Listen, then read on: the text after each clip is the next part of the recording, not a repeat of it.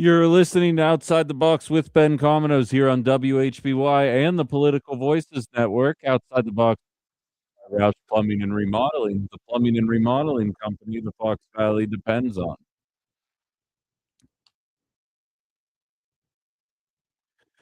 This is one of those weekends, guys. This is one of those weekends that kinda it to me the uphill battle that we all have in the narrative battle of politics, and I don't mean right. I don't mean anything like that. I mean concerning the cost of living. I mean concerning being anti-war. I mean concerning corporate greed. I mean concerning the affordability crisis that, as we just highlighted, um, is now being covered by nonpartisan sources during your local news hour, during your News Now, with Jonathan Kraut. What was just a few short years ago viewed as a conspiracy theory is now being viewed as a very prominent problem, talking about the cost of fast food going up over 100%, housing going up 115%, rent being a comparable number there as well, groceries overly increased. Now you will have people like Lady Jane that will immediately be like, "Maybe it's because the working class don't pay the living wage, and I'm gonna ignore the profits of McDonald's and the claims that I'm making." But for the rest of us that are actually using basic deductive reasoning to try to get to why these increases are happening, it's going to require us to be able to look outside of partisan allegiances. And for the first time since I started doing this program, I don't know if people are going to be willing to turn that off, and we need to. We need to. I think the only way that we get there is with a truly inspiring candidate, not just on the national scene, but across the board. People are looking to be inspired with change and know that is not a ploy to get Obama to come back because he did not deliver on that hope nor that change. But people are looking to be inspired right now, to want to buy into this. Yeah, 28% of the country is going to pretend that Donald Trump is doing a good job. Nothing that we can do about that. What you can do is acknowledge when Donald Trump is gone, whether or not the necessary measures are being taken in order to address costs. Let's use this conversation about oil and gas as a jumping off plan, shall we? Or jumping off point, rather. Back when you guys first met me in 2022, actually before you even met me, I was doing this as a segment when I was a fill-in host back in Pittsburgh. There was the Consumer Fuel Price Gouging Prevention Act. It was a bill proposed by the Biden administration to address, at the time, alleged price gouging in the oil industry. Now, this paired well with the fact that every industry was gouging us in a post-COVID world, especially after the war between Russia and Ukraine broke out. In true Democratic fashion, they said, "We're going to address 4% of the problem while ignoring the rest of it." And believe you me, I could go for some, "We'll just address 4% of it," than whatever the hell the Republican administration believes in 2026. I'm trying to figure that out yet. I genuinely don't know. If somebody has the answer, please help me out. 920-281-1150, 920-281-1150. Um, the Consumer Fuel Price Gouging Prevention Act was specifically designed to prevent gouging in times of emergency. I'm gonna read directly from it here. After the House had passed, this was an announcement coming from the White House. The House passed a bill allowing the president to declare an energy emergency and make it illegal to raise gas prices in an excessive or exploitative manner. Now, much like I always stated in terms of the cost of living, after COVID, there actually were supply chain shocks. After the war in Ukraine broke out, there were supply chain shocks. The cost of living does go up, and I realize this guy, since making this quote, has fallen out of favor with a lot of people listening, but there was a very viral clip of Russell Brand on TV saying, "If a war crisis creates infinite wealth, and an energy crisis creates infinite wealth, and a health crisis creates infinite wealth," and he starts listing example after example after example. He's like, "Well, then the powers that be are going to make sure that we always find ourselves in some kind of crisis of something in order to create infinite wealth." And while Russell Brand is obviously accused of doing some dastardly things that we're not going to get into here, the principle of that sentiment still absolutely holds very true. The cost of oil is a very complex issue that I'm not going to jump into now with you guys about how despite the fact that we are developing energy independence, the cost of energy is kind of all tied to one central point. We could go on and on talking about this. The points don't matter there. The fact of the matter is there is a cost increase associated with this war, especially as Israel and America focus on blowing up, the oil industry in Iran, resulting in Iran focusing on the oil industry in other countries in the Middle East. There's going to be a price increase. Oh, and by the way, we've been watching Israel, like, genocide a population for the last 2 years. We're watching wanton destruction right now. America blew up a school and murdered almost 200 young girls, and nobody was calling for any type of cessation of violent activities. But the second the oil industry started getting hit, the Southern Belle, Lindsey Graham, showed up. It's like, "Okay, Israel, you're gonna have to rein it in here. You're hitting our pocketbooks now," which is pretty disgusting in and of itself, but not the point of what I wanted to get into here. My point is you should be expecting these kind of increases to take place, not greed. Increases to address the obvious fallout from Donald Trump's stupid decision to engage in a war of choice with Iran. In late 2022, Biden accused oil companies of war profiteering and threatened a windfall tax if they did not lower profits, something that we've been talking about last week and even the week before had been proposed by Bernie Sanders at the beginning part of 2022, not just at the oil industry, but pointed at McDonald's and Amazon and Exxon and Walmart and fill in the blank, depending on the industry. Everybody has their bad actors exploiting actual tragedies, actual, emergencies. They're exploiting them to pad their own pockets, and we do not have the systems or political will to address that. More on that later. Biden also ordered an FTC, the FTC to investigate potential price manipulation by oil companies. You may remember there was one CEO, and I should have, grabbed his name for the purposes of this segment. The oil industry was actually found to be engaging in price collusion. They fired a guy and said, "That settles that. Dusting my hands off into the microphone is what that was. We'll handle it ourselves here. Thank you very much." And somehow, that was viewed as an effort to stop things from happening. Now, price gouging continued and still is happening to this very day. But there is something that really needs to be addressed in this conversation. Everybody clap and say it with me. When Democrats proposed a bill to prevent gouging of the oil and gas industry in the case of emergencies, it passed in the House 217 to 207. Would you guys like to guess who voted against it? Every single Republican in the House. Okay, great. So it made it to the Senate where, of course, because it's not tax cuts for millionaires, it needs 60 votes, not 50 votes. You can't pass it through reconciliation. All 50 or 50 out of 52 Democrats, because those darn Joe Manchin and Kirsten Sinema voted against it, but you know who else voted against it? Every single Republican in the Senate. Okay, great. So in other words, every single Republican in the House and Senate voted against a piece of legislation to prevent the oil and gas industry from gouging us in the particular moments that we are in right now. I am not accusing them of that yet, although I do question why we're already seeing these price increases take place at the pump, and I have a feeling they're going to continue increasing despite the fact that there's no way that the impacts have been felt yet by those companies. But that's a conversation for another time. But the fact remains, the price of oil went up during the Biden administration as a result of COVID, as a result of the war in Ukraine. Efforts were made to stem that. Those efforts were blocked. No follow-up efforts were made for 2 years as you were told Bidenomics is working and the economy is trucking along just fine. You just don't understand what the problem is.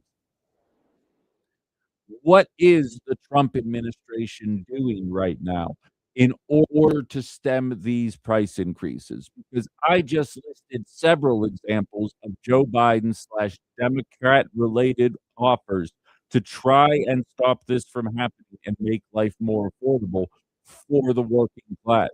Now, I don't believe for a second if there were Republicans interested in trying to, vote along with this bill, I think some Democrats would have fallen off personally. I just have been following along with this long enough to know there's always one less Democrat than is necessary or one more Republican than is necessary to get the bad stuff to happen. And so what is the Republican answer, though, because Democrats can hide behind the good guy facade as long as Republicans have no interest in addressing it. And if you think that's a lie, Blue Georgia put together a compilation. Let Whoa, whoops, sorry. I have my live stream available on YouTube up right now. Just wanted to make sure that it was working. There we go.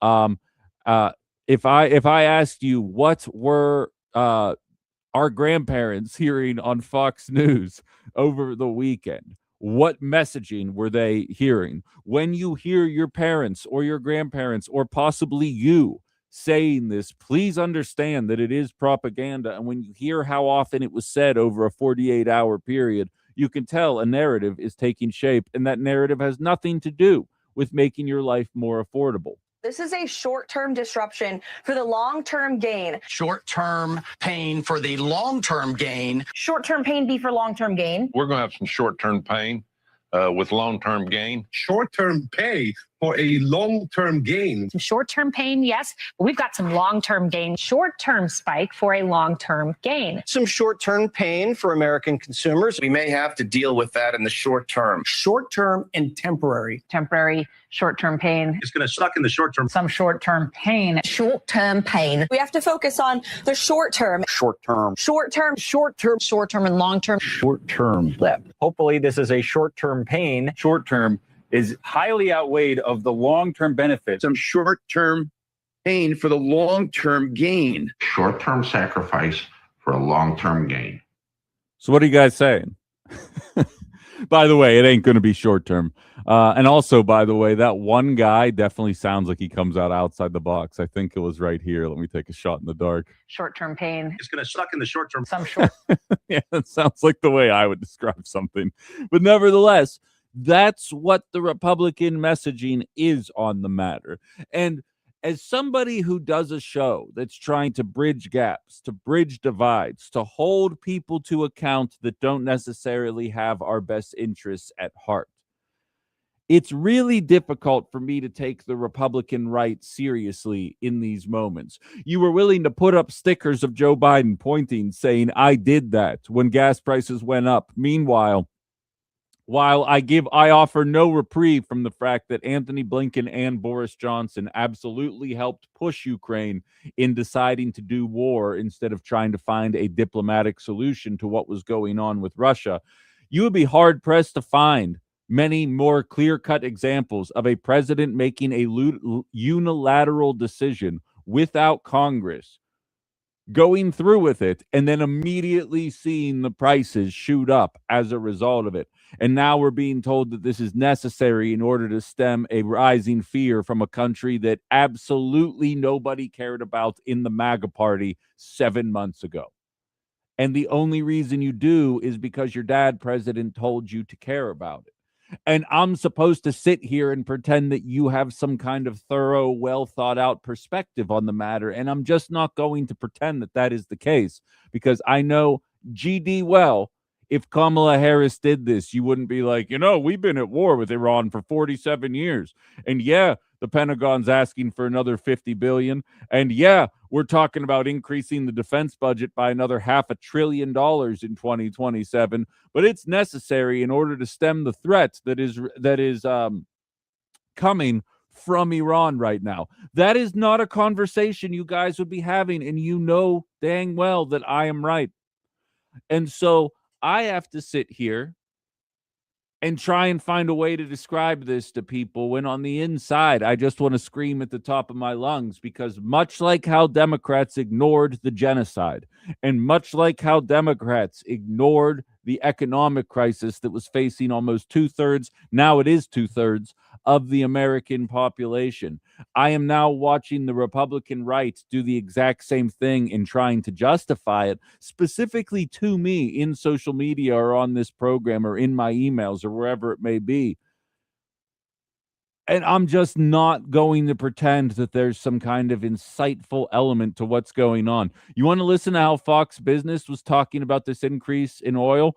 Listen to this and tell me that this is the exact same treatment that Kamala Harris would get were this war to break out under her. Something that I do believe would have happened. But explain this one to me. And until people can wrap their heads around that, I just think about every time this happens and people start, the gas prices. My dad pulls out the ration coupon book from World War II and tells me how my granddaddy's Chevy dealership just went poof overnight. Didn't get it back.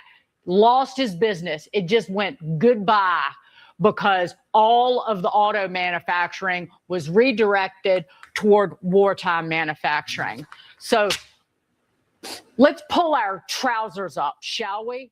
Oh, okay. Okay. Thanks a lot, Miss Fox News. I get it now. We should be thankful the prices are going up and we're not losing our Chevy dealership to World War II. Like, what the hell is that? What am I actually supposed to ascertain from that? And yet that little quote right there, I'm sure was echoed by so many people's grandparents out there today, because that's how propaganda works. That is how the system works. And until we learn that, regardless of who's in office, they're going to continue exploiting that one true fact. We've got somebody calling in here. Anybody else wants to chime in? 920-281-1150, 920-281-1150. Hello, you're on Outside the Box. Hey, Ben, it's Cindy. I'm just wondering, nobody's talking about this. How are we going to pay for all this? Yeah. Yeah, well, you know, it doesn't, you know this better than I do, Cindy. The fiscal hawks go out the window the second involves blowing children up. Then we have unlimited money. It's when it comes back to healthcare in a year that we're going to be misers about how we're able to bring down these premiums now that Obamacare expired. That's when Tom Tiffany and Lindsey Graham and Ron Johnson and the rest of the funky bunch are going to show up as the mature adults in the room in terms of spending. But right now, we got unlimited money. Don't you worry about it. We'll be able to bomb Iran into infinity if we need to, you know? Yeah. Yeah. Yeah, pretty sad. I don't know. I wish more people were out here raising hell about this, but yeah, I'm right there with you, Cindy, and I appreciate the call. And to Cindy's point, I am kind of surprised about this. Maybe it's because the war is so unilaterally hated by all of us outside the cult. I have no idea. But there really isn't that much protesting of the war going on in America. I know we have a No Kings protest scheduled for later, blah, blah, blah. And I would argue that Kings probably could unilaterally declare war on somebody. So seems like an apropos kind of moment here to be doing a No Kings protest. But it is kind of shocking just how few people are taking to the streets right now to say, to Cindy's point, and I was tongue in cheek with her, by the way, it's actually infuriating to me that it's always a matter of fiscal responsibility until it comes to blowing people up. You know, Iran might have got a nuke. And if Iran got a nuke, then we'd have to deal with them diplomatically instead of doing exactly what we're doing right now. And you can see that's why they're terrorists. Like, you watch the narrative take place, and I think the most frustrating part about this to me, I think why I get so angry talking about this, because MAGA's doing the cult thing, exactly what a lot of people expect them to do. But I also see an alternate reality where Kamala Harris is president and Liz Cheney is Secretary of State. And Democrats are telling you we have to do this in the name of securing Iran's freedom and making sure that women have the human rights. And of course, Iran might be getting a nuke, so it's important that we don't look weak in the face of these individuals. And I can see MAGA being livid with them saying that. And it highlights to me, I've always wondered, as I kind of approach middle ages here, I'm still not accepting it. I'm probably already there. But I've always wondered how it seems like this same pattern is able to replicate itself over and over again. And it's becoming clear to me that the way that it replicates is each party has a way of speaking to their base that allows them to feel like they are doing the right thing. They are the heroes in this scenario in their mind. And by they, I mean America. We are the heroes in their mind, depending on how it's described. I don't know how you can look at what's taking place in Iran right now objectively and look at us as the heroes for what's happening right now. I know I most certainly don't view it through that prism. I was not threatened for a single bit about what Iran was doing. You know what I'm threatened by? An unexpected cancer diagnosis. That's what's impacting me every single day, much more so than anything Iran is trying to do as we continue to surround them with military bases. But I also know that all you have to do is spin a humanitarian yarn about why the war is happening, and Democrats will line right up to support what's going on. And we watched it happen in Ukraine. I did the math for you guys last week. We're already nearing what Democrats spent on Ukraine between Argentina and now what's going on in Iran under Trump. And the same people who didn't give a hoot that we were dropping 12 figures in a war in Ukraine while allowing healthcare to spiral out of control and a debt crisis to spiral out of control are now very vocal about it. And the same people who noticed the debt and healthcare spiraling under Biden now are very, very nervous about what's going on in Iran. And as somebody, it's almost like there's a clip of George Carlin, and like I'm trying to avoid letting this happen, but I'll say this. I've got some texts piling up, and I will get to them. But when my first on-air gig ever, I used to host a post-game show for high school football in a place called Beaver County. I used to joke, or Butler County / Beaver County. I used to joke that my audience was 3 old ladies with hair curlers in listening to me talk about their grandkids throwing a football, because that was like the kind of technology that I was in. We still had dials instead of sliders. It's a whole thing. But I remember going to the people I worked with in News Talk and saying, what advice do you have for me now that I'm finally on the air? What would you tell me if you could give me one piece of advice? And they told me, you need to elevate above sports now. You are no longer a fan of any teams. You officially are just pulling for the best story. You no longer want the Steelers to win. I realize it was high school, but just to put in principle, you no longer want the Packers to win. You want the most interesting thing to happen so that you have something to talk about when you are on the air. That's the best advice that we can give you. And there's a very clip of George Carlin saying that he really found his groove being a political satirist when he removed himself from the equation. And he says, I no longer care about the outcome anymore. I just care about the story associated with the outcome and the absurdity with it. And that's how I remove myself from the equation. And I always found that to be very interesting, because people will tell me, Ben, you need to take a breather. You got to take a chill pill. You just got to relax sometimes. We can tell how angry you are. It's because I don't view this from a prism of being removed from the decisions that are being made. I feel like I am watching this from a perspective of just another American citizen that happens to talk into a microphone for a living. And when you sit here trying to build, and for the record, 80% of you guys are absolutely on board with what this show is about. And I love you guys for that. And I absolutely respect the hell out of the people that understand exactly what we're looking at right now. But for the rest of us, for the rest of the people, the 99% of America that doesn't know that outside the box is a thing, the people acting like what Israel and America did to that school is just disgusting and unforgivable. When we watch Democrats give a rubber stamp to Israel to do this to school after school after school for 15 months of the Biden presidency, with Kamala Harris unable to condemn the actions that were taking place. When you see MAGA so frustrated by the cost of living, and now clapping on the cost of living crisis continuing to increase under some guise of no, it'll work, just trust the plan. If one more Republican says the word 5D chess, I'm going to scream, because I just don't think you guys are understanding what's happening in front of your face right now. But I can't call you stupid because I will get in trouble. So I'm not calling anybody stupid. Maybe naive. It's hard to watch happen. It's hard to watch happen as an observer, as somebody who does this for a living. And I'm watching you guys invert. And it's a very frustrating reality to contend with, especially as somebody who thinks we should be doing our best to hold people to account. All right. We got a bunch of texts piling up here. I promise you that'll be where we start the next segment. Very short break here, so don't go anywhere, and we'll be back on the other side of it. You're listening to Outside the Box with Ben Cominos here on WHBY and Political Voices Network.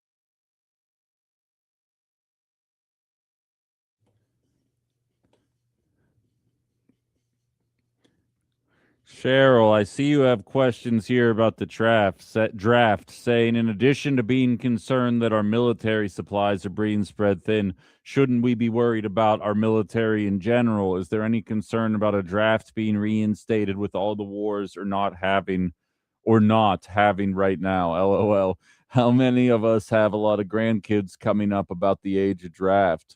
We all remember how scary Vietnam was.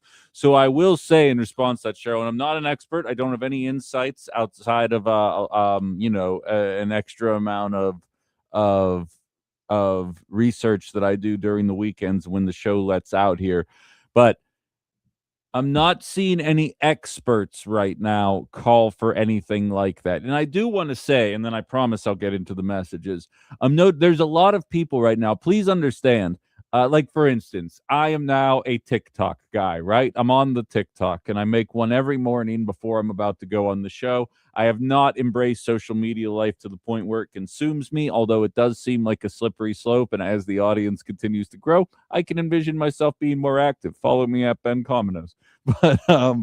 But what I'm learning very quickly is on TikTok, which for the record, for those of you that are new to this show, I created a TikTok a couple of weeks ago. Like, I didn't do anything with it. I created a Facebook in 2006 because that's when I was my freshman year at college. I used it for 4 years until I graduated, and then I didn't touch it for the better part of a decade. I use Twitter almost exclusively to try and find news updates. I just created an Instagram recently. I am not a social media person, so a lot of the things that I realize on social media that maybe are commonplace to a lot of people, it's like I'm a nubile young child, like learning all these things for the first time that people have known since 2013. But how does that relate to the draft is I'm realizing how much you can get paid. If your following gets big enough, you get paid by generating outrage. Every like you get, every comment you get on some stupid thing that you said generates income. It generates income every single time people do it. It's why when you go on these socials, you'll see people saying the dumbest crap you can possibly imagine, just so you'll go under and correct them. And then they laugh all the way to the bank as they get millions of impressions and views, and they get like $40 for causing a whole bunch of headaches for people. Then they move on to the next post. Lather, rinse, repeat 5 or 6 times a day. You got yourself a full-time job just being an idiot online.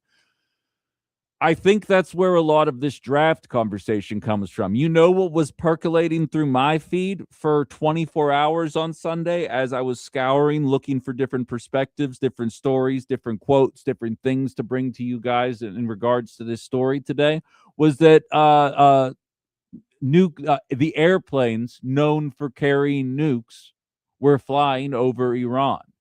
And what gets lost in all this is people in Iran are reading this stuff and then they're like, wait a minute, how real is this? Is this actually happening or not? And you have people essentially causing mass panic in the name of making $40 a post. In my opinion, right now, at least, that's true for the draft and that's true for the nuke talk. Now, it could happen. I could be wrong. Things could absolutely escalate. I don't see many outs for the American regime in this war while still saving face. And that's what makes me nervous in terms of nuking or drafting. But I don't see it as a likely outcome, at least as of March 9th, 2026. So maybe it's Pollyannish. I have no idea. But I don't think anything's going to come from that in the at least in the near future here. I checked out military enrollment numbers. We're over 1.6 million. China has more than us, but I mean, they also have 1 billion people in their country. So it should stand to reason we're probably not going to be able to match them militarily. I don't know. It drives me nuts that this orange moron can't just say, no, don't worry, we're not drafting your kids. And it drives me more nuts that a bunch of right-wingers were saying, if you want to avoid a draft or sending your kid to Iran, you better make sure you vote for Donald Trump. And now those same accounts are saying, aren't you glad we voted for Trump and we're taking care of this menace? No, we are not. Trust me, the back and forth nature of it. But so that's my best opinion there, Cheryl. Not to say don't care about it, not to say don't follow along with it, but I do think a lot of the narrative is getting swept up in people and swept up. And I think that's the job. People in my shoes that don't have the infrastructure. I don't have reporters gathering information for me. I don't have a network. I don't have insiders. I think the best people like me can do is preach calmness in times when it makes sense. Don't be dumb about it, but preach calmness and make sure you emphasize that there's a lot of accounts out there. I mean, yeah, there's a lot of them are right wing, but there's plenty of liberal ones too that are there to create panic or just float things out there that they know are going to cause waves, because waves equals money in this current era of social media use. And understanding that will help you understand why you see rage bait, why you see fear mongering in these industries. And realistically, is our mainstream media that far off from that reality? I'd love to see Fox, MSNBC, and CNN's ratings since 9 days ago when the bombing started and see how they're doing. Granted, a lot of people don't actually trust the information they're getting from them, and I have some thoughts on that. But I'm willing to bet they're higher. And so getting us talking about it all the time and is an important step in it. Hell, I was saying to Zach Morris off the air, we were doing our tease as he's filling in for Dave Edwards this week. I looked at him, I said, I very rarely talk about the same story 3 days in a row. And this is about to be my 6th day in a row talking about the Iran war. But to be honest, coming in here and talking about healthcare costs, it feels kind of muted given where we are societally and politically regarding wartime activities. So I understand. I say all that to say I understand your consternation and your fear of this, and a lot of people, especially who have young ones, that are that age that they're worried this could happen for. Canada's always an option. Always remember that. And B, I don't think it's going to get there. I genuinely don't. I think this is more just to keep the conversation up, because then when Donald Trump doesn't do a draft, they're going to be like, oh, only someone as brilliant as Donald Trump could have found a way to not send our people to a draft for a war that he created, because there's just no cognitive dissonance anymore. KG out in Houston says short-term pain for long-term gain sounds sure sounds like the new let them eat cake to me. What's funny is, to me, it sounded like 2 weeks to stop the spread. You guys remember that? You guys remember 2 weeks to stop the spread? Went a little longer than 2 weeks, right? That to me sounds like a more likely outcome. They're just trying to mitigate it because they know that this is going to be a months-long process that they have embroiled ourselves in. Joe says, hey, how about we increase our oil production up to Biden standards and implement solar energy, which lowers cost and helps save the planet? Yeah, I think it is good. I think it is good that not only did the Drill Baby Drill campaign result in us drilling less than it did under Joe Biden, which I guess is good for the environment now. I've lost track at this point. But also, I'm very glad that Donald Trump shut down every renewable energy project in the country, because I would hate to be able to start subsidizing a lot of these losses or changes in the oil industry by being able to power society with the sun. I don't like the idea of being able to remove our dependence on that stuff. So I'm glad, at least in that way, Donald Trump's doing really well.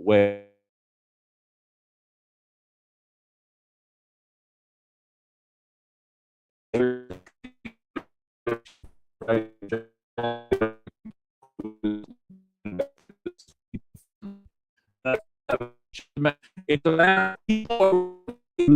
a party not in power. Second party's in power. It's all good news from there. Jerry Friday made a post on Facebook about gas prices. Here's an exact quote from one of the Republicans who followed me: short-term pain for long-term gain. I'm not surprised about that at all. I'll be honest, Jerry. There's people in my life who listen to the show who turn back at me, and I'm like, I'm flattered by that. I'm not upset about it at all. But the fact remains that is absolutely an element of how media works. It's kind of difficult to ignore that reality. Larry said, superpower. Military outreach, check. Currency basement, check. Debt tyrants, check. Productive capacity, check. And check. Political corruption, instability, check. Environmental degradation, and resource depletion. Sounds familiar. Well, that's terrifying, Larry. Thank you for saying that to me. He also said B-52s were used in carpet bombs as well. Thank you for that. Yeah, that's pretty damning, not. But could be worse to have a woman. Justin says, have you seen the White House accused block FBI terror warning linked to the Homeland? According to a daily investigation, the White House intercepted the bulletin for extended order it placed on hold. I did see rumblings about it online. Well, I didn't get a chance to read, and it is to a certain extent. A lot of people speculating that it's essentially encouraging some kind of homegrown attack. And I don't attribute to that without any evidence, but it's called to ignore the reality when it's done. And says, It's TikTok is at Ben Cominos. That's COMINO. If you're trying to find me on TikTok, the Cuban Missile Crisis, Korean War, Vietnam, Gulf War, 9/11, all generated voices said the war to be is coming, and that brings a sliver of hope. And the voices were amplified back then than they are now. Exactly. There's two sides to the online coin. There's the echo of people panicking, like Anna's point, but there's also the echo of people highlighting that the mainstream narratives are not allowed to persist in 2026. Actually, really quickly, here's Jake Tapper to Chris Murphy, Democratic Party in the Senate, who said he is an absolute no on sending $50 billion to the military industrial complex, top of the $1 trillion budget.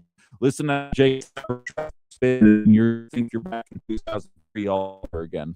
Administration reported weighing Congress to approve an additional $50 billion in funding for these operations.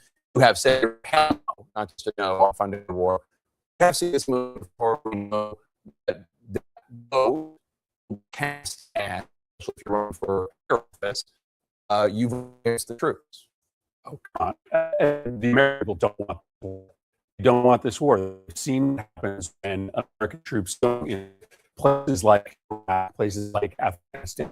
Ultimately, a lot of people waste a lot of dollars wounding American people. They do not want the United States dragged into a long-term war in the Middle East. If you support the troops, you should be voting against this war so we get our troops out of harm's way. Virtually nothing good happened from sending of Americans to die in Iraq in thousands, and if we don't learn that lesson, one of us. That kind of pushback exists without social media.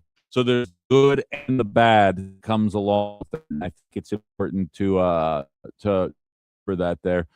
Expressing concern for anybody who's 18 years old who's currently in people affiliated with the show that I'll leave nameless right now, but trust me, it's an end as well. And Jerry said it won't be a draft, it would be political suicide. Oh, it absolutely would. Republicans are already facing an uphill battle if Democrats just get out of their own way. I have some thoughts about it, but I'll tell you what, we'll put a pin in that. We'll have about 6 minutes on the other side of the break before we have to get to the top of the hour. Another break here, and we'll put a bow on this conversation and keep it rolling here. Anybody else wants to 920-211? I see a couple people commenting on the YouTube stream as well. I'll be sure to do that. That does as well. So everybody stay where you are. We'll be back early. You're listening to Outside the Box with Ben Cominos on WHP1.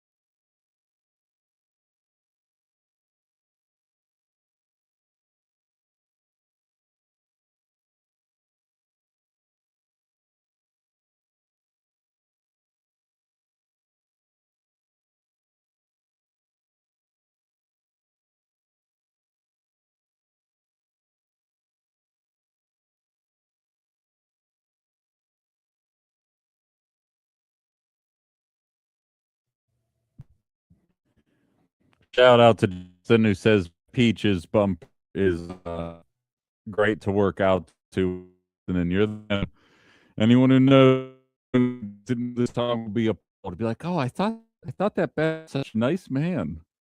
Why is this he uses his bumper?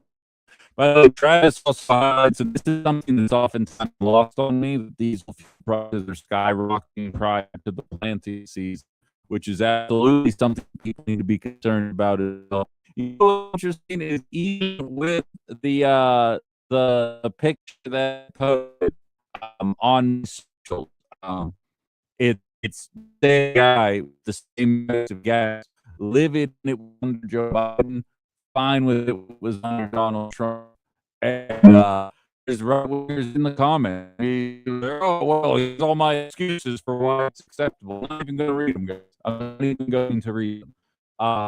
There were efforts by the Democratic Party to stem engaging, at least in one industry, that were blocked by Republicans. They still managed to get the price. The price went up during the Biden years as a result of the war that while America was involved, America was not directly involved in.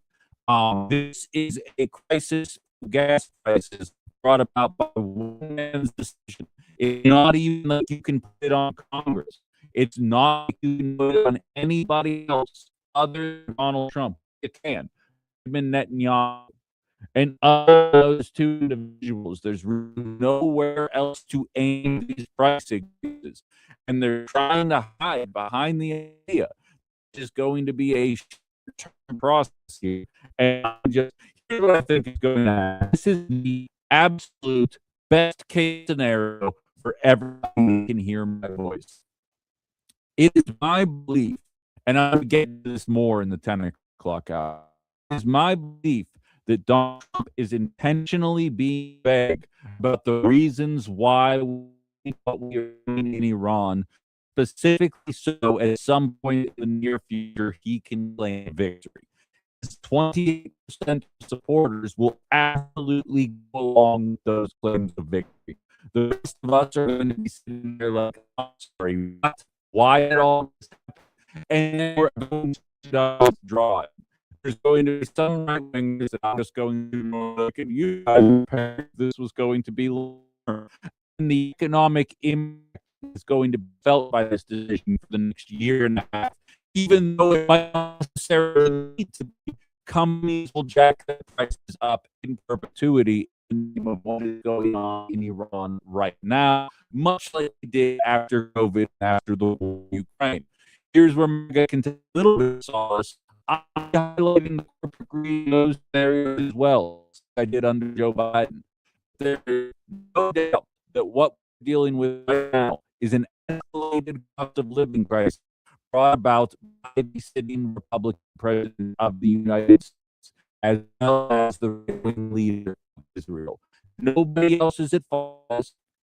The Republicans in Congress, to a certain extent, by allowing them to do this unilaterally, much how Republicans in Wisconsin allow across the block postpartum covered by Medicaid for years, while saying it's not our fault. We'd like to see this across the finish line, and then doing nothing to vote to censure Speaker Voss, doing nothing to remove his seat so that we can get objective legislation across the finish line. Your hands are just as dirty as the people actually do it. And the little thing about being me is there isn't a single person voice that doesn't know I'd be saying the exact same bleeping thing to Democrats, because you know I would. I have my thoughts about what's going on here as a parent as well. The questions, comments, concerns across the other side of the break. Anybody else wants to chime in? 920-1150, 920-1150, or you could follow on TikTok, Facebook, Instagram, or Twitter. Get your comments heard there. And YouTube as well. It's Ben Comino. It's just on to see. Go ahead and check it out and back. Jumping into the war conversation from a couple of other perspectives, as well as stop heard before. There's other is going on in society as well, especially in the world of antitrust, that I think will be certain a lot of people listening to me right now. So we'll be keeping into that time permitting too. So stick back on the other side of the news. You're listening to Outside the Box here at WHCY and the Local Voice Network.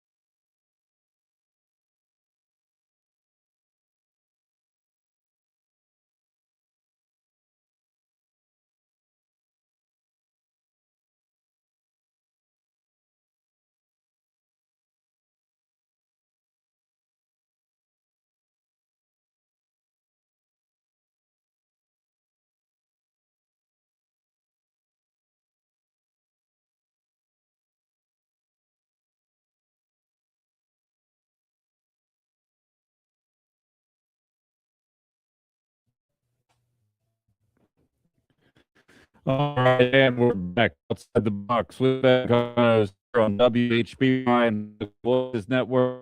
The box is brought to you by Rash Plumbing and Remodeling, the plumbing and remodeling company. Discuss the fallout from this incredibly stupid decision to start a pointless war of choice from our president, i.e., Donald Trump, from a number of different perspectives. A ton of conversation as well here. It's a kind of reality that almost doesn't even feel real in a lot of ways, just given the topics we have discussed for the better part of a half.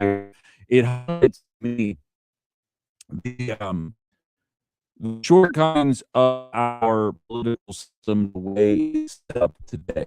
I hate to break it to you, I don't want to be a downer, but you could give 40 more seats to the Democratic Party in November. They ain't stopping this war.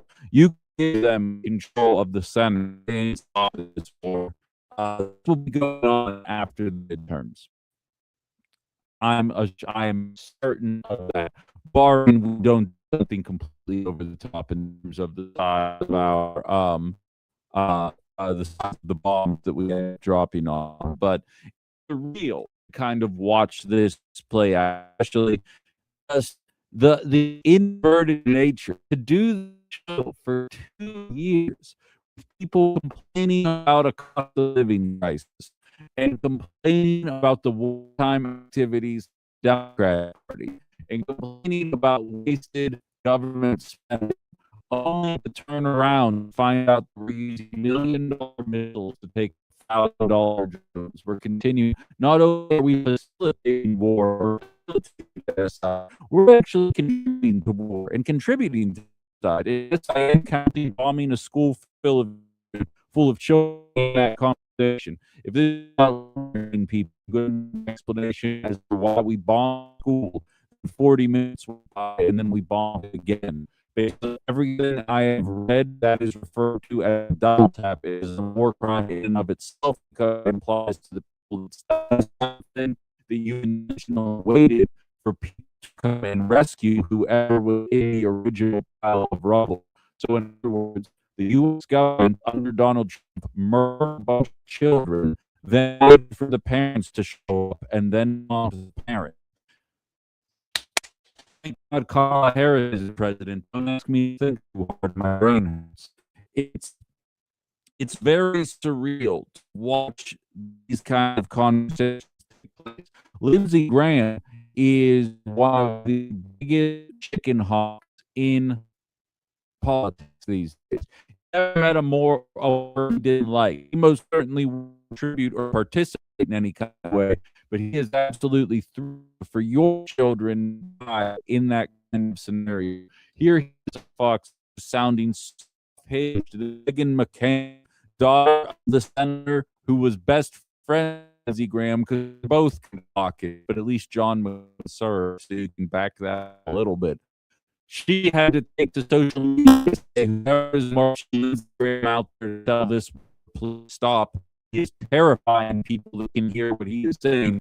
No one has any time for his message. I'm now going to play his message carried loud and proud, and you'll never guess which network. And I want to get your take on all this. $1 billion in debt, oil prices up 27%. You know, you've got the president $1.5 billion defense budget in 27. The idea that the Pentagon is about to $50 billion on strikes to Iran. How are you going to answer? Best money ever spent. What's it worth to America to take on a religious Nazi regime who's trying to build a nuclear weapon deliver to America? That's a really good investment. Yeah. Don't question it. Just clap along. Clap along. That I promise you this is a safe space. It's remarkable that someone didn't feel comfortable to go in public and actually say something like that. We're watching healthcare premiums skyrocket. We just kicked some of the poorest people in the country off of food stamps because we told we didn't have enough money. But when it comes to bombing school children, we got an unlimited amount of wealth that we can in order to take care of the business that we pledged that we take care of. There's other clips as well. I only the one, but the one where he said people don't even realize how rich we're going to be after we're done with school children. Meaning we're intending to take their oil supply and mass our profits off of it there. The point is, there's a handful of people in my blog tech blog who don't even accept the fact that the military complex is real. But what's funny is if you go back 20 years, people talking about industrial complex are labeled as conspiracy theorists. Military is not an industry. We do not just use our forces to help us make a bunch of money. Now Republicans feel comfortable going to be saying, you know, after using our military forces, these companies are going to make a ton of money. It's not you. I'm not saying I would defend this bloodbath if we benefited from it as Americans. When here right now, you and I ain't seeing that thing. That is exclusive to the Exxons and BPs of the world. And you get 7 cents knocked off of the gas price. You will sit and like it. And they're saying out loud during Sunday on a nationally syndicated program. And it was labeled as a conspiracy theory even 20 years ago that that's how it operated. It is no longer being left up to interpretation how this president is using our armed forces. What the war in Ukraine was all about. You remember that January 23, I was highlighting that it was about access to rare earth minerals. Now that's common. In January 23, it was about defending democracy, which is exactly what Democrats would be telling you guys if they were in control and they started this war, which they would have. So, you know who would have been living? MAGA. But don't look, they're principled people. You guys just understand how quickly they think about these kind of things. Got a new texter, Tom, on freedom. Just my thoughts. I think Putin called Trump and told to attack Iran to distract everyone from Epstein files. I believe Putin has his own files on Trump. That's why Trump will never stand up to him. It's just another theory, but Russia is making out in the war big time. You're not the only person who just said Tom on a live stream. I received a message from somebody saying, have you talked about how rich Russia is going to get from this? Because in an effort, because by and large, America does have a certain level of independence in the oil industry based on a lot of decisions from a number of different presidents. But MAGA used Trump, ignored them from a number of different presidents. But Europe isn't so lucky, as well as a number of other countries aren't so lucky. You know, we're going to end up going to some of that. Russia. And around we, you know who Russia is going to end up using to benefit? China. And we're going to be told about what China is, all of the decisions Donald Trump has made in Iran right now to placate Israel. It's exhausting. It's exhausting to keep talking about. You're exactly right, but your philosophy doesn't. It checks. I get what you're saying there. All right, let's see here. We've got a bunch of text line. Brian says Trump's message this will come down, and if you don't believe it, you're a fool. How precious. Yeah, right? No, exactly. Larry says the politically connected get the money for nothing and the chicks for free, the young chicks for free. That's an understatement. Beth says, I thought you said gas prices had nothing to do with who's president. In terms of trillion, in terms of a massive war that results in bombing of oil infrastructure, that's necessarily apples to apples. Like, I'm gonna need you to cut down off the MAGA horse here, but all right, I'm gonna need to focus on the reality of the situation. There's a chart circulating social media right now to show you the cost of oil and gas. The way has been leveled. Donald Trump has brought it down because gas was $2.90 in December of 2023. So it was brought down under Biden, and Donald Trump maintained it. Then you just see at the end of February through the roof. What happened at the end of February? Did Democrats and Republicans unilaterally do a war? No. One president circumvented Congress, not the first time that's happened.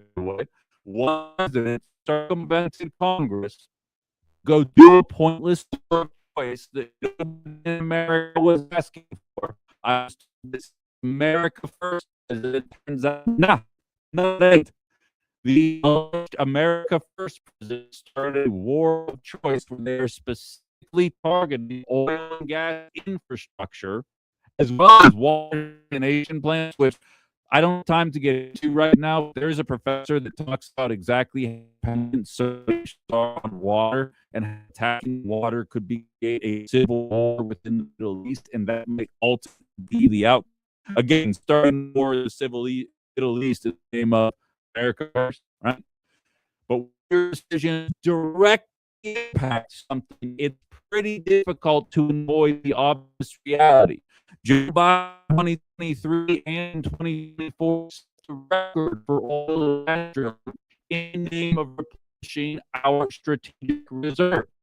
Replenish strategic reserve that Trump had a year and 3 months to also replenish, chose not to, and now we're sitting here wondering why wasn't there more of an effort to replace that in 2024, because in 2022, Joe Biden released the strategic reserve in the name of bringing prices down during wartime. And what did MAGA say? He said, well, welcome, MAGA. I did it for myself.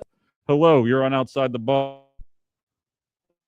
Ben, it's Ben. Yeah, what's up, man? You're struggling with this.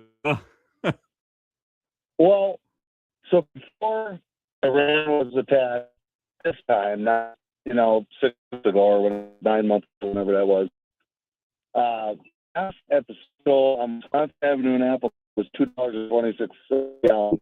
So I don't see how it was $3.90 and just maintain the status quo. It was significantly lower. That was in Madison. 3.99 cents was in Madison. Okay, then our Biden was $7 a gallon in California. It's $8 right now. California right now. Yeah. So why is it more expensive over there? Why is it more expensive in cities? It's the way it's been, dude. My favorite part about radio and apps in Wisconsin is I don't make a crap ton of money compared to Pittsburgh. My expenses are probably 60%. Pittsburgh no means big city. It's a top 30 market. It's by no means LA, New York. My cost in the Fox City is way lower than it is in Pittsburgh. It's just the way it is. Drive by a BP or a Volvo or a Citgo before it happened, gas was almost 20 or 30 cents cheaper there than it is that trip. I hadn't noticed it, but I'll take it for it. Yeah, I drive for Philippians, so Yeah. My history was everywhere. That's what I take your word. I had so much for a trip. It's a strip. Yeah, I got for you on that one again. Ben, for the record, a large percentage of this to be corporate, and now the loudest voice calling it out. But the prices right now, 9 days ago, Trump joined Israel. He talked Israel out of it. We're still dealing with $2% gas. This is exclusive higher because of one decision that was made. That's in Trump's speak to make a decision without Congress, but the fact is, gas is higher. I'm willing to bet we're not at the end of this shit, not by a long shot. So, And Ben, I agree with you. I agree with the strike on Iran and Trump's sole decision, not mega or anything like that. I'm just trying to make the argument here. And I do see some Democrats coming out of the woodwork talking about economy and living and gas and all stuff. I almost feel like it's like the trick us to not be care about this. Right. But elections never going to go right back to the way it was. right, which is what we've been dealing with for the last 15 months. And like that's kind of the main crux of why I feel like I'm getting crazy those days is because as long as we keep inverting and pretend that economics will work or pretend that we're going to make economic prosperity under Trump, there's nothing to expect to change. And I that's what I feel like I'm screaming into a bit because it's all sorry right now. So basically, no worse than Biden. It's a compiled effect of like, man, this is 5 years of inflated prices with no with no reprieve coming from any trajectory. And there's also companies saying, "Oh, we can't find workers. We can't find workers." I included who applies at this place doesn't get the ball back, or and they'll go out and they'll say, "Oh, we got some, don't have anyone to fill it. There's nobody wants to work anymore." Well, people are applying for those jobs. So do those jobs exist? That's a good question. That's a big question. I appreciate the call, man. I think you're on to something there. If you take not to go too off track, the idea of ghost jobs are absolutely real. We've talked about them before on this program, and that's a problem. Rich says, don't know if you've seen Tony Weed's email from Saturday or Friday. He did not mention war that Trump started earlier this week. The war he always has Trump on all his weekly. Yeah, I mean that's par for the course at this point. Again, while the elected officials are discussed for behaving that way, I'm with an entire Democratic movement absolutely comfortable with 36 out of 36 hospitals being bombed in Gaza, and not down to politics, but get bombed in an election year where there's literally hundreds of thousands of people that showed up to the polling place to vote uncommitted. Said, yeah, we're going to need you to back off, otherwise you're not going to get our votes. Back off it, and they lose the election to normal ideas. And now are coming to vocally opposed to what Israel is doing. And I struggle to believe that they'd be doing anything different just because of how they carry themselves the last year and a half of the Biden administration. It's pretty hard for me to believe that the Democratic Party would have the spine to stand up to Netanyahu and stop bombing the Middle East. It's a hard sell for me right now. Hello, outside the box. Terry from I'd like to explain a couple things on the radio conversation we had a couple minutes ago with them. So gas prices vary significantly because of two factors in particular. One is different states have different excise taxes on gas. And second, because EPA zones and all state, I don't know what they call them, but EPA within specific states, different areas of the country, even different areas within Wisconsin, use different blends. So that's why if you go to Eau Claire, for example, gas is always a little different than in Appleton. And California, you compare a few months ago, and even then gas was $40 a gallon because of very high taxes and very stringent emission permits. The other thing I want to mention is something I haven't know about. Mention a particular chain. I don't want to come out on the air that consistently charges more than other gas stations in the area here.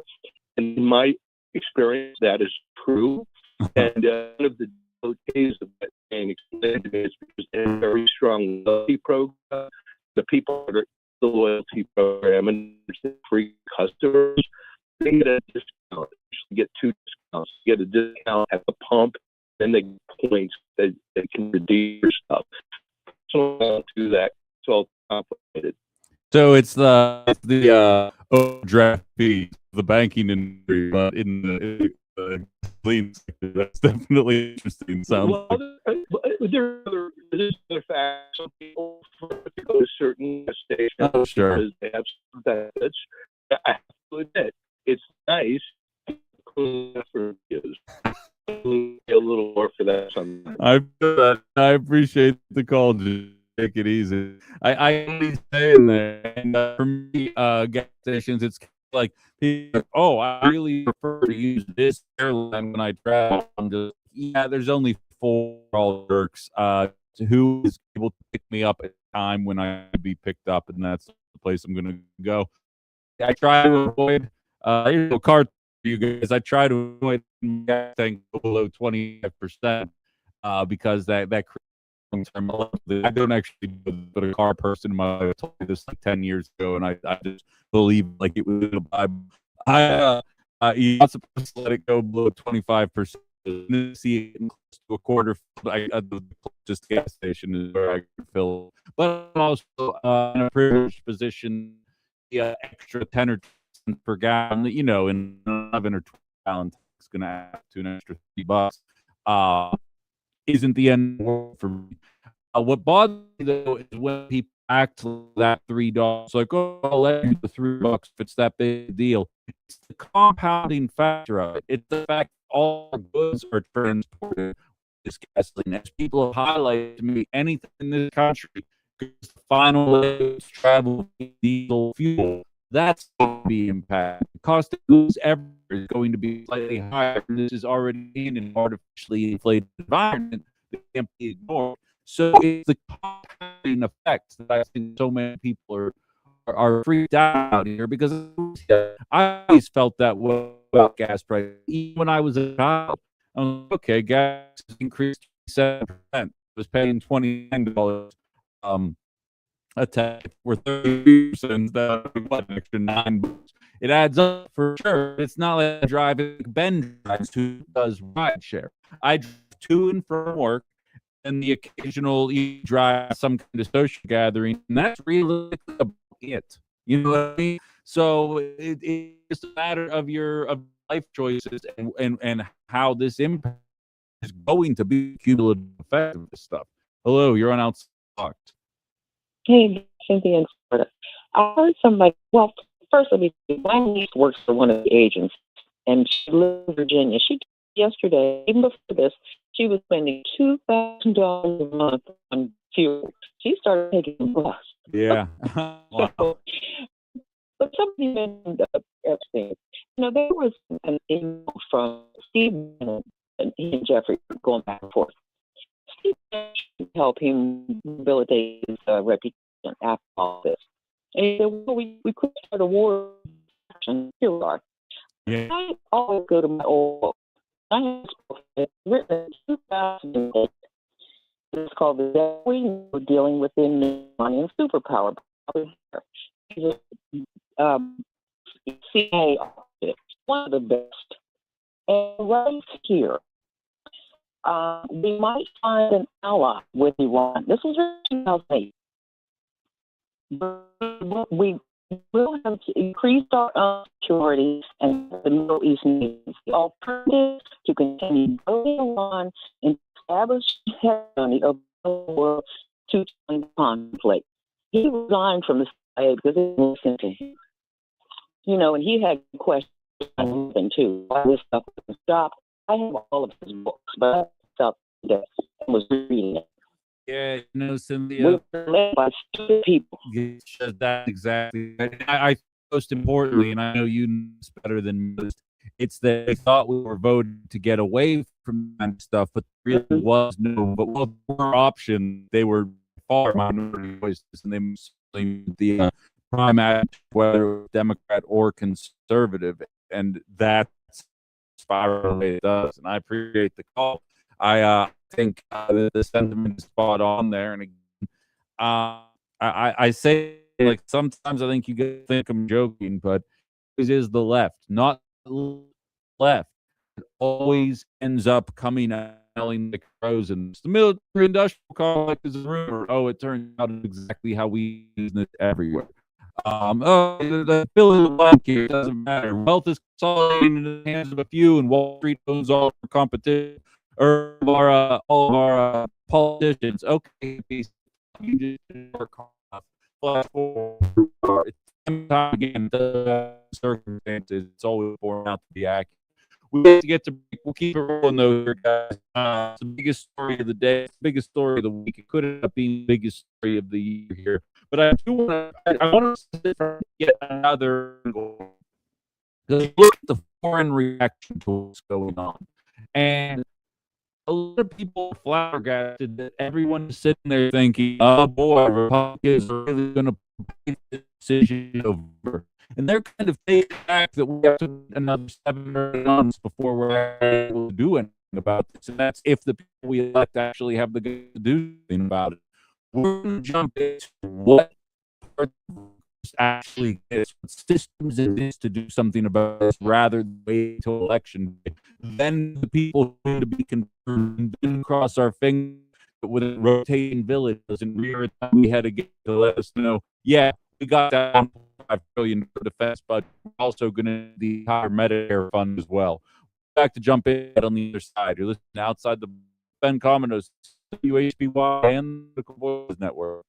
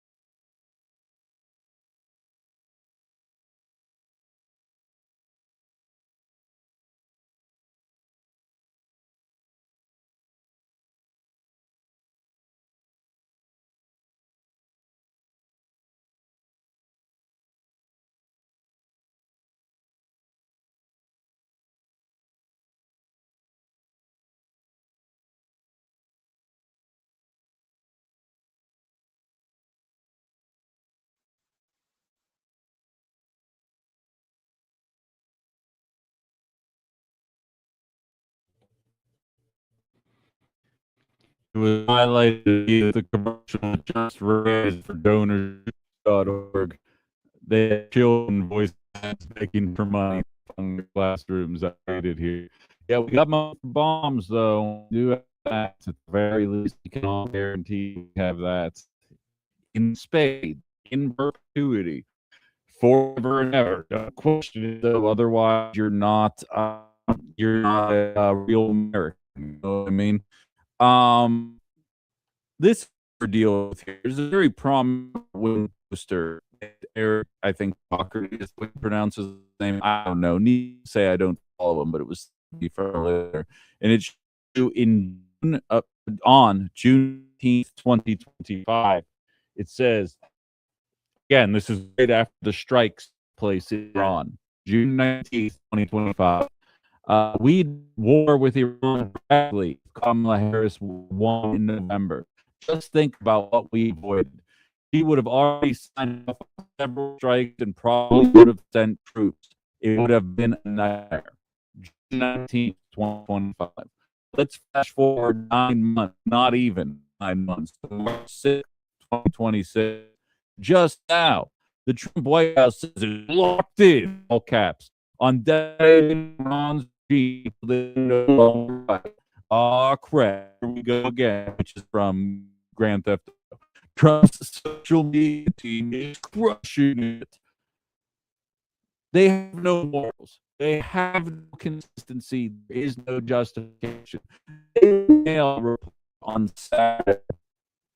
There are dark money leftist groups sponsoring anti-war protests across the U.S. and plot in 60 cities this weekend exposed.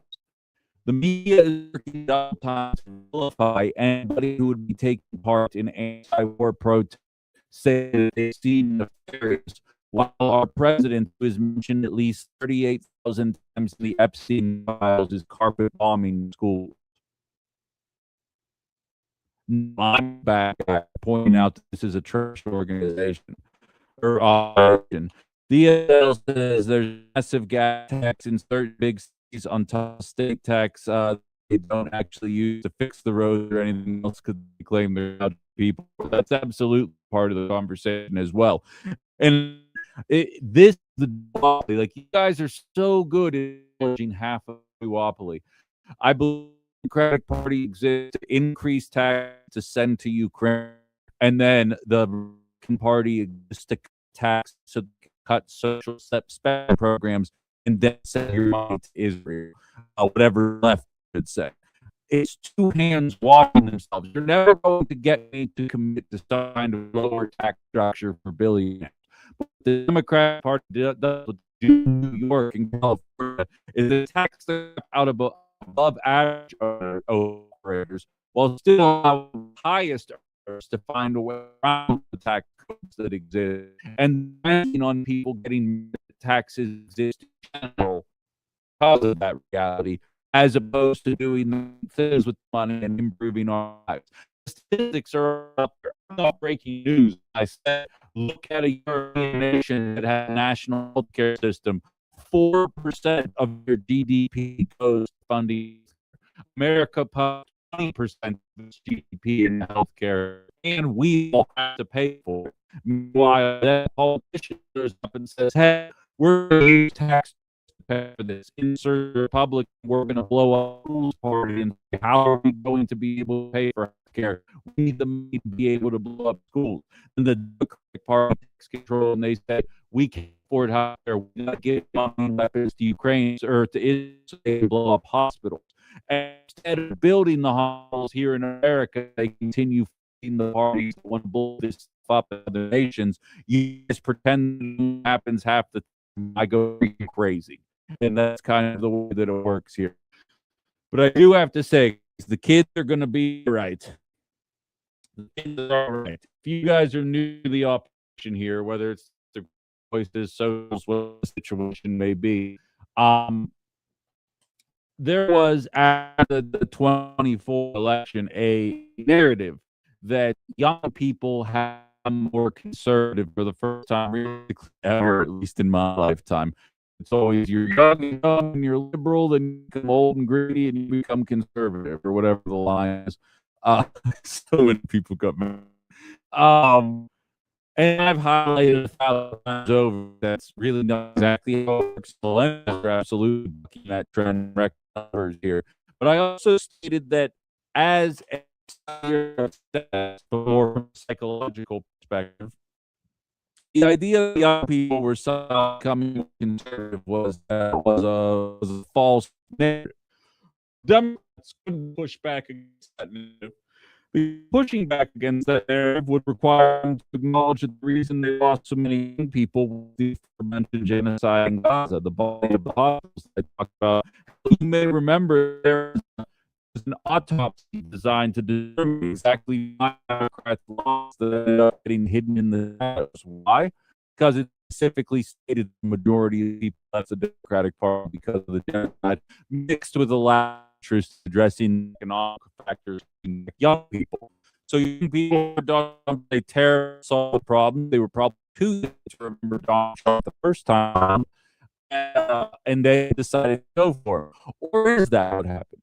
It isn't. If you're new to the show, what happened was 7 million people between the age of 18 and 29 relative to the 2020 election didn't show up. Kamala Harris did not even lose or lost several million young people. Trump only picked up 1 million young people. Now, not apples to apples. Some people aged out of the 819 demo, some people aged to it. So different people, but by and large, what took place was brought about as a result of the decision that was made, and young people really have to go back to the option if they could just condemn a genocide. A handful of candidates coming out and saying it now, and the Democratic Party is working overtime to make sure that they do not win their elections because they have no intention of going back on that there. But that is coming out now as a result of what's going on is the continued degradation of the economic situation in America, specifically people under the age of 45, but for people all over, obviously, because cost of living crisis knows no limits in terms of who's impacted by it. The narrative surrounding Gen Z as conservative has absolutely been obliterated by any definition of horror. Pulled after the war referendum 2 weeks ago before the war started highlighted that there was a 49-point shift in support of people 18 to 29 in support of Donald Trump as a result of the lack of interest in economic issues. Like, yeah, they let black pilots, but it turns out young people don't know what their pilot is long, which all more. And as long as the president does something about the cost of living, which this guy has only made prices go up, and it's crazy, it's only getting more egregious as time goes on. Polling data today is showing 53% of people 18 to 29 identify as liberal, 18% moderate, and only 29% is conservative. Far cry from panic buttons being pushed just 15 months ago. Again, I'd argue the data always bore out that reality, but there aren't people that are as willing to into. And again, main narrative absolutely wouldn't pick because that would be to embrace. Okay, well, 9 million young people vote and 1.5 million switch over the Republican Party. That would require some soul searching. That would require them to go against their owners, something the Democratic Party hates. And so, to that effect, the best question that I would get this segment, but it looks like we're going to have to wait one more segment for you to get to it. Why do we have to wait until November for something to change? And I would like to get into that on the other side of the break. And anybody who has any theories on this, I welcome to just the text line because call only have a couple minutes on the other side. Through the text line, why does it seem like a foregone conclusion that we as Americans have to wait 8 more months before doing something about a war that not even 30% of the population endorses right now? I have an answer, but I want to know what your thoughts are. Well, 920-281-11. We'll jump into that conversation on the other side. So we'll be right back for one final set outside the talk. Ben coming up here on WY and the Voices Network.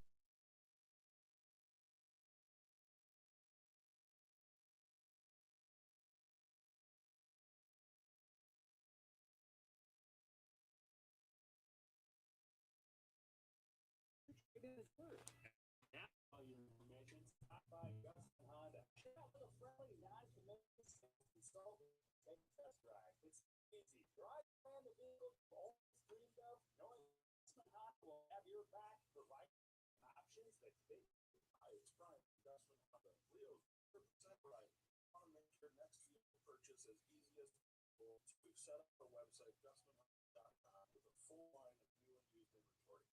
For your convenience, then when you're ready, stop by and see our showroom, 2400 Spencer Street, Appleton, just off of College Avenue, Bloomingdale. You know it's looking like for Gusman.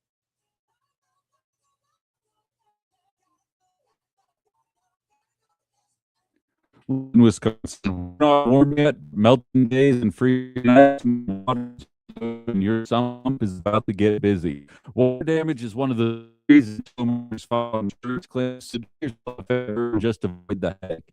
Test your sump today. Call text Tim Roush and his team. Use that free text I've been telling you about. They can keep your baby dry and protected. Head to TimRoushPlumbing.com for that text line and more info. That's Roush Plumbing, the plumbing and remodeling company that Fox Valley depends on.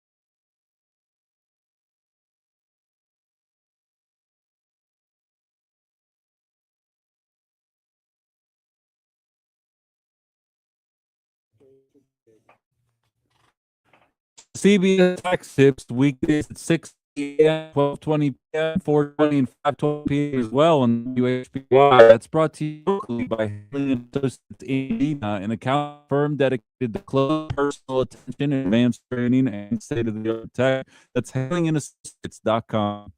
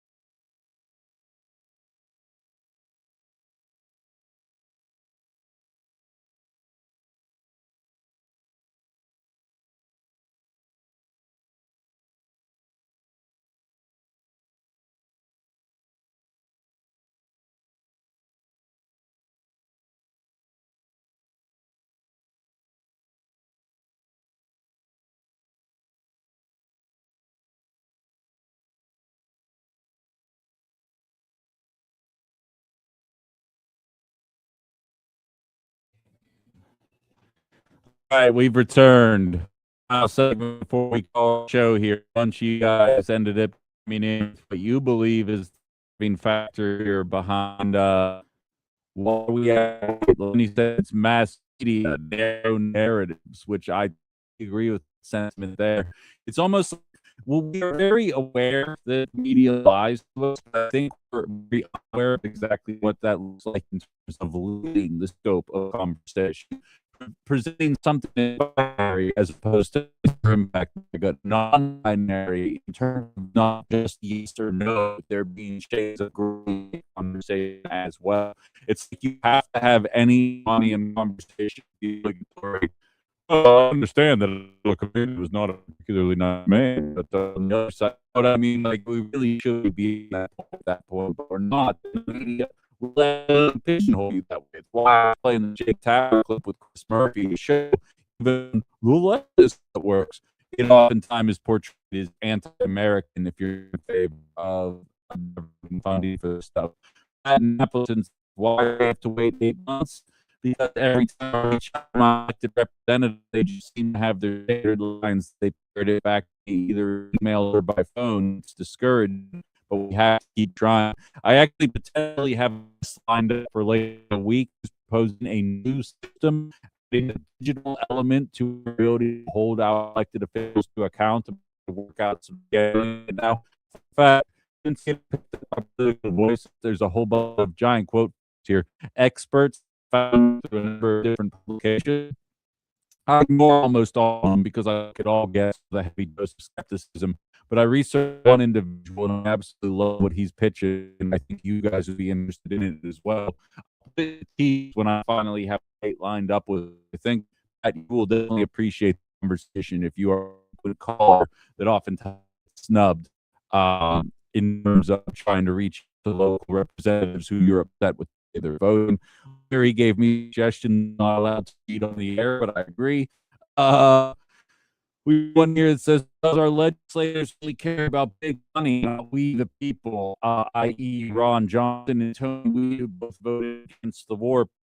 Exactly. It's over. You go back well, you find Senator Ron Johnson the strikes that Obama did in Libya. It should be condemned. And liberals had taken it more seriously when that happens. They'd obviously have a much more firm leg to stand on. Now, you guys have all kind of hit for why I think we are going to wait until November. The Republican Party is the heel. The Democrats are the baby face. It's WWE.